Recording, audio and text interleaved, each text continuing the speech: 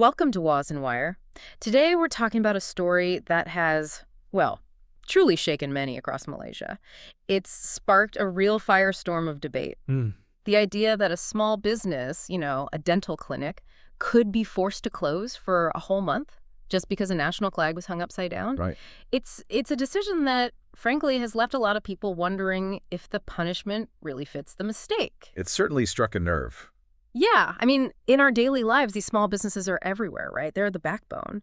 And seeing one face such a heavy penalty for what looks like an honest error, it feels, well, incredibly disproportionate. Mm. Imagine the hit, a month-long closure Mhm. for a family business over this. The financial impact, yes, and the stress. Exactly. Yeah. So it makes you ask, what message does this send? To ordinary people, to entrepreneurs, what do you think about it? Let us know your thoughts in the comments below. Indeed. And it's not just public chatter, is it?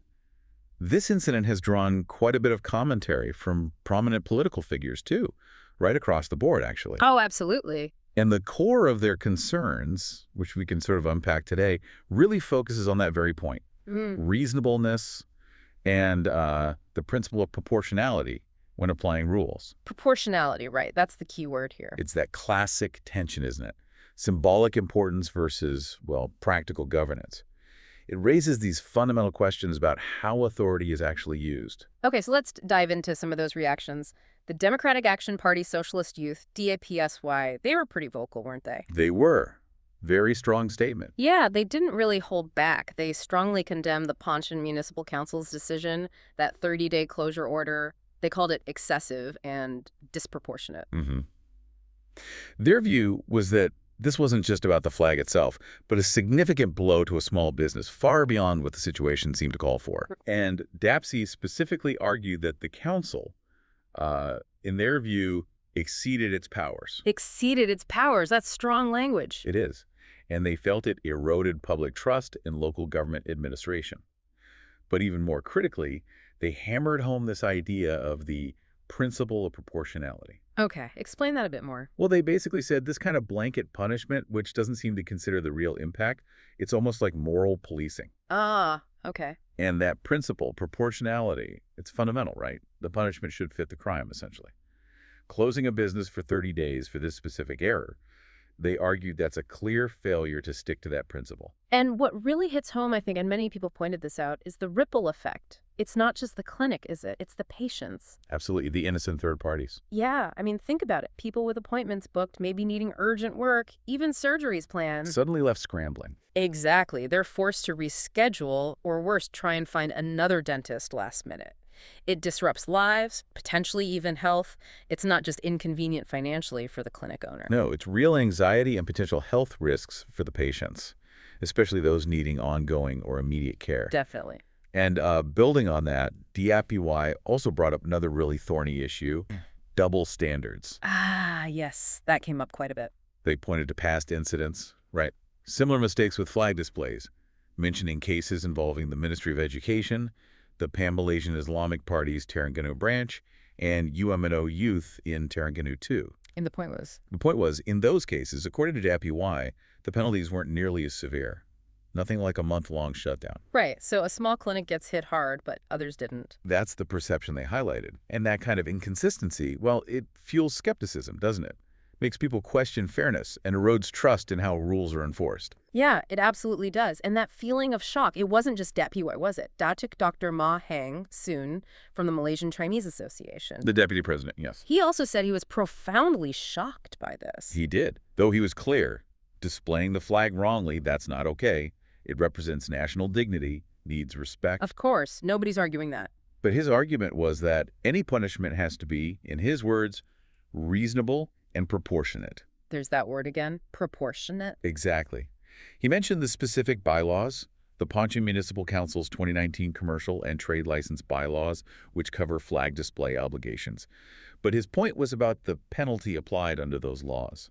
And being a doctor himself, he had a particular perspective, right? Yes, Dr. Ma emphasized that this clinic's mistake wasn't medical negligence. It wasn't tax evasion. No, nothing like that. It was purely about how the flag was displayed. And to shut them down for 30 days for that, he said, it defies logic. Called it bureaucratic arbitrariness. Strong words again, arbitrariness. And then he raised a much broader concern, didn't he? More worrying potential implication. Which was? He basically asked, if local authorities can just shut down a dental clinic today over this, what stops them tomorrow from closing a hawker stall, or a bookstore, or a tuition center? That's a chilling thought. Like, where does it stop? Precisely. He framed it as a dangerous signal for the rule of law, a potential for unchecked power at the local level. It's not just about one business. It challenges the whole idea of fair governance.